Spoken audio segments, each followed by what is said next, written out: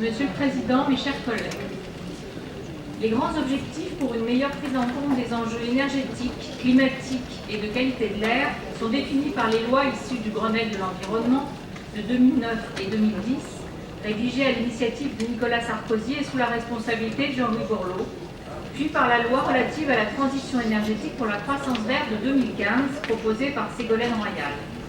Mais la réussite d'une réelle stratégie en matière de développement durable passe inévitablement par l'implication des territoires. C'est l'addition de multiples actions et initiatives, parfois modestes, engagées sur le plan local et de façon coordonnée, qui permettront de relever ce défi. Dans ce contexte, notre métropole a pris une certaine avance grâce à la clairvoyance de nos prédécesseurs qui ont créé un réseau de chaleur.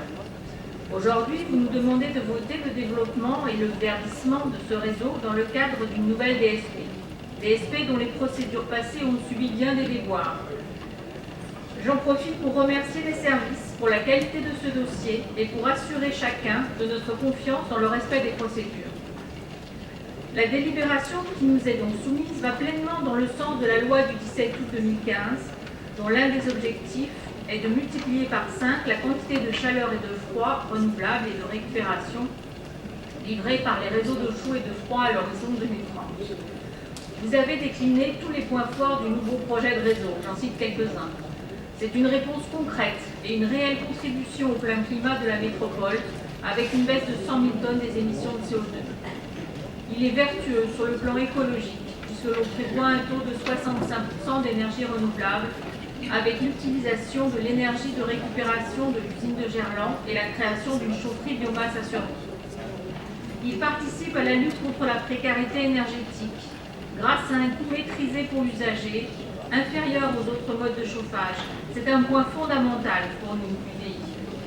Il fait appel à des choix techniques novateurs, en particulier numériques, même si sur ce point, la sécurisation juridique a certainement limité dans les réponses le choix de technologies particulières. Enfin, le projet est basé sur un développement ambitieux mais sécuritaire du réseau et accompagné d'un investissement très conséquent du délégataire de 250 millions d'euros à venir, avec une longueur du réseau doublée, alors que dans le même temps, le nombre d'usagers est triplé. Et on aurait pu aller un peu plus loin. Sur le périmètre, tout d'abord, en incluant Confluence, dont il va tout de même bien falloir dénoncer les errements de la SPL sur le dossier, mais aussi sur les communes de la première couronne comme Saint-Fond, Saint-Priest, Dessines, Lisieux, sur la connexion avec les réseaux existants à proximité, Vénissieux, Vaux-en-Velin, Rieux, sur la prise en compte de l'énergie fatale des usines de la vallée de la chimie. Aller plus loin également sur l'engagement et l'implication de la collectivité dans la réussite du réseau.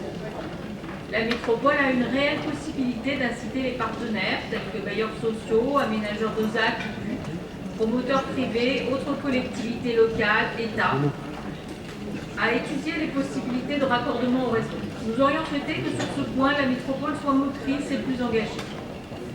Juste un mot concernant la production de froid, nous serons très vigilants pour que le nombre croissant de forages dans les nappes phréatiques n'aboutisse pas à une détérioration de ces dernières. Nous profitons de ce rapport d'ailleurs pour vous demander une étude globale sur les nappes lyonnaises et sur leur évolution dans le temps. Je reviens à ce dossier. En conclusion, la sécurisation juridique du dossier a été privilégiée et après tant de temps perdu, nous pouvons réellement le comprendre. Mais à terme, Lyon disposera du plus grand réseau vert de France. Il peut devenir un réseau de référence sur le plan européen. Et la marche est encore importante par rapport à d'autres pays européens comme la Suède. Notre métropole doit donc cesser d'être frileuse sur ce dossier, se l'approprier, communiquer positivement. Bref, la métropole doit développer une véritable politique sur tous ces réseaux de chaleur tels que le prévoit la loi MAPTAM. Avec ce réseau de chaleur, Lyon a une antériorité dans le domaine du développement durable et cet aspect doit être perçu comme un facteur d'attractivité. Ce dossier constitue un parfait exemple de ce que peut produire le partenariat entre secteur public et secteur privé et nous le voterons sans état d'âme. Je vous remercie.